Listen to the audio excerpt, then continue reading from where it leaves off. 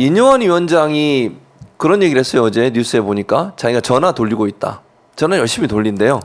친윤 이거 다선 의원들한테 출마를 접든지 아니면 험지로 가든지 다른 지역 출마하든지 이런 얘기 하고 있다고 하던데 진짜일까요? 일단 진짜일까요가? 진짜이겠죠? 본인이 말씀하셨으니까. 전화 돌릴 수 있죠. 그건 안 들을까? 근데 웃기는 건 제가 또 그 뒤에 그래서 기자들이 물어봤어요. 누구를 찾아갔냐면 일단 이철규가 인재 영입위원장이 됐잖아요. 그렇죠. 그래서 물어봐 전화 받았냐고 그랬는데 안 받았대요. 그다음에 김기현 대표한테도 가서 기자가 물어봤어요. 전화 받았냐? 이뇨한 위원장이 전화 돌리고 있다는데 아무 얘기를 안 해. 다음 질문이요. 이렇게 나왔어요. 어떻게 보세요? 이분들의 반응, 그다음에 이뇨한 위원장이 얘기하는 거. 그래서 저는 그 두 분의 반응을 보면 이 두 분은 전화를 안 받았나 이런 생각이 들었고요. 개인적으로 인터뷰 내용만 보면 저렇게 얘기하는 게 그냥 쇼잉하는 거 아니냐는 생각도 들었어요. 사실은 개인적으로. 어떤 쇼잉이? 그러니까 예를 들면 이뇨한 위원장이 뭔가 정말 개혁 혁신하겠다는 의지를 보여주기 위해서 전화하고 있다. 근데 실제 실세라고 하는 분들이나 이철규 의원도 사실은 그 친윤 중에 친윤 아니겠습니까? 그 사무총장에서 물러났다가 며칠 되지 않아 다시 돌아왔잖아요. 인재영입위원장으로. 이런 분들이 전화 안 받았다고 하면 이분들한테 왜 전화 안 하는 거예요, 그러면? 친윤한테 전화 안 하는 건 아닌가? 이런 생각이 든다는 거죠, 제 말은. 이뇨한 위원장은 왜 저런 얘기를 던지는 것이며 실제 그러면 그런 요구를 받았다고 하는 얘기가 없는데 또 있다고 하더라도 그분들이 그럼 무슨 거기에 대해서 반응을 해서 나 출마 안 하겠다든지 아니면 험지로 가겠다 이런 얘기 안 하잖아요, 지금. 저는 윤핵관 가고 검핵관 온다.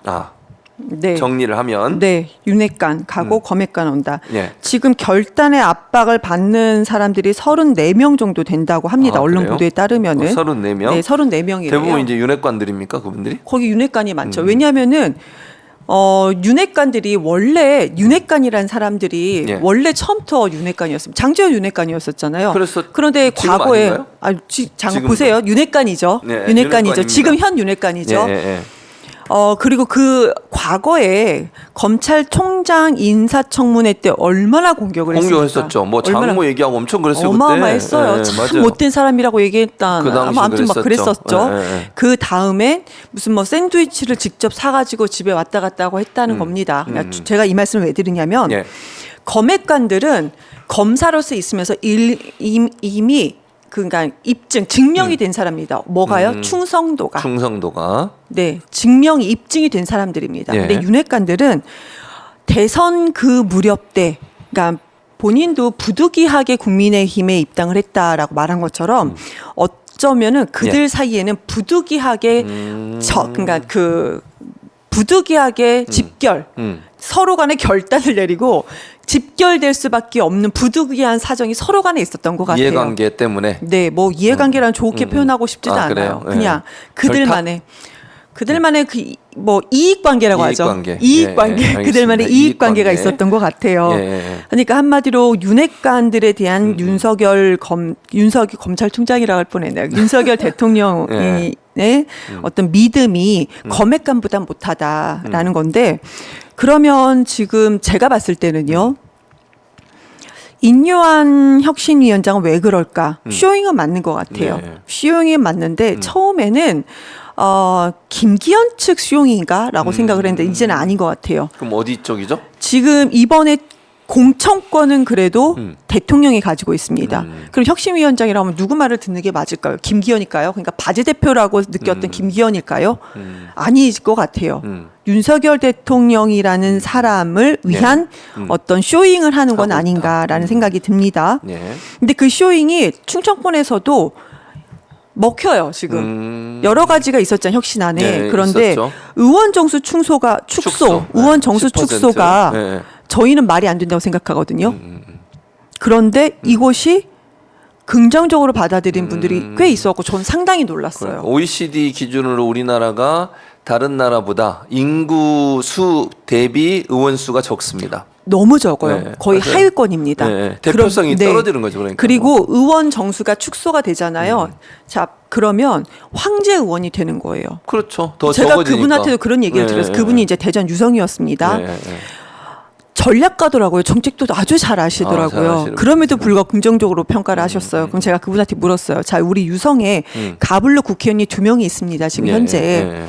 근데 만약에 유성에 국회의원이 1명 있으면 유성 구민들에게 대전 시민 유성 구민들한테 이것이 더 좋은 일입니까? 나쁜 일입니까? 이왕이면 둘이 있는 게 낫겠죠. 경쟁하면서. 그렇죠. 이렇게 얘기를 하세요. 그럼에도 불구하고 의원 정수 축소에 대해서는 긍정적으로 생각을 하시는 거죠. 네. 그리고 두 번째 하나만 더 말씀드리면은 예. 삼성 이상 출마 금지하는 거 있죠. 네. 민주당에는 다선 의원들 지금부터 이제 1선으로 계산합니다. 약간 이렇게 좀 비판을 받았어요. 근데 국민의힘은 아니잖아요. 예. 과거에서부터 3선 이상을 다 계산을 하는 거예요. 그렇죠. 맞아요. 근데 이것은 두 가지를 다 가져갈 수 있는 것 같아요. 국민들한테 긍정적인 효과도 주고 예. 그리고 다선 윤핵관들 또 좋은 지역구에 대해서 이제 나와라 검핵관 가겠다라는 것들 또 쇼잉이지만 그들한테는 좋은 쇼잉 그리고 국민들한테는 어느 정도 좀 그 설득력 있는 쇼잉이다라고 생각을 합니다. 예. 그래서 저는 한 명만 더 한번 생각을 해봤어요. 그럼 누가 여기서 이렇게 그 쇼잉에 아주 앞장서서 대답을 할 것인가? 예. 저는 장제원. 장제원. 네, 장제원. 불출마 선언을 할 거다. 네, 장제원. 그렇죠. 왜 자, 그럴까요? 장제원 부산이잖아요. 네, 부산이죠. 그러니까 그러니까 정치 저관여층 전체적인 수도권 국민들은 부산 일까지 모릅니다. 몰라요. 자, 그럼 장제원이 누가 봐도 지금은 윤핵관이에요. 그렇죠. 저 윤핵관입니다. 네. 저 불출마 선언하겠습니다. 선당 후사의 마음으로 내가 우리 국민의힘을 위해서 윤석열 대통령을 위해서 지금 혁신이 안을 제가 충분히 받아들여서 불출마하겠습니다. 근데 이 선언. 사람이 진짜 불출마 선언일까요? 그럼 뭐예요? 이미 지역에서 다 알고 계시잖아요. 교수님도 알고 계시잖아요. 알아도 이제 내가 물어봐야지. 내가 얘기해 버리면 김을 빼는 거잖아요. 이경님 네, 감사합니다. 말씀하세요. 네. 부산시장 출마한다는 그렇죠. 생각이 파다해요. 맞아요. 그런데 어찌됐든 간에 2024년도는 총선이고 2026년도에는 그렇죠. 지방선거가 있죠. 있는데 네, 맞아요. 2년간 또 열심히 또 그 총선 때 본인 선당 후사의 마음으로 그럼요. 또 지역에서 얼마나 열심히 뛰어요. 그러면 그 사이에 자리 하나 줘요. 그럼요. 자리가 워낙 많잖아. 네. 이 정부 여당은 줄 자리가 그럼요. 많아요. 뭐 어디 무슨 공사 사장도 가고 아니면 뭐 대통령실로 불러들일 수도 있고 왜냐면 그럼요. 나가잖아요. 거기 있는 네. 사람. 김은혜 수석도 지금 출마 준비하고 있는 걸 알려주고 김은혜 있으니까. 수석이 어디 뭐 달라고 그랬다면서요? 뭐 안철수 그러니까요. 있는 데 말고 다른 데 달라. 뭐 예를 들면 그럼 네. 그런 자들이 자리가 비니까 네. 이게 안 나오는 사람 뭐 떨어진 사람 이런 사람들도 다 다른 자리에 다 가요. 2년 동안 기다리고 있다가 출마 딱 하고 이런 네. 경우죠. 그러니까 그들만의 리그가 된 거예요. 그들 내부에서는 주거니 받거니가 가능합니다. 그렇죠. 그런데 가능하죠. 아주 포장을 잘해서 국민들한테는 그렇게 야, 보이게. 민주당보다 혁신하는 곳이 있구나라고 보여지는데 예. 그럼 이뉴아는 왜 이럴까? 왜 그렇습니까? 본인 자리 하나 총선 출마 이거 왜 안 하겠습니까? 서대문구 쪽으로 뛰고 있다는 얘기가 있던데요. 뭐 우상호 지역구도 지역구로 우상호. 네, 뭐 거기도 있을 거고요. 거기도 있을 거고.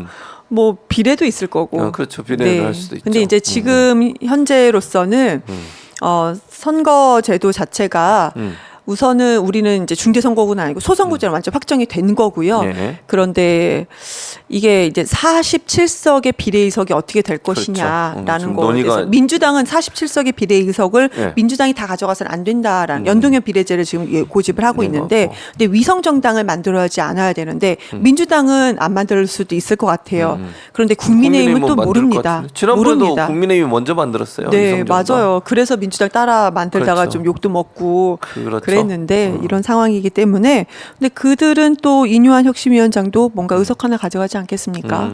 네, 자리 하나 가져가는 어떤 공천권을 가진 윤석열 대통령을 향한 쇼잉이다라고 그렇게 말씀드리겠습니다.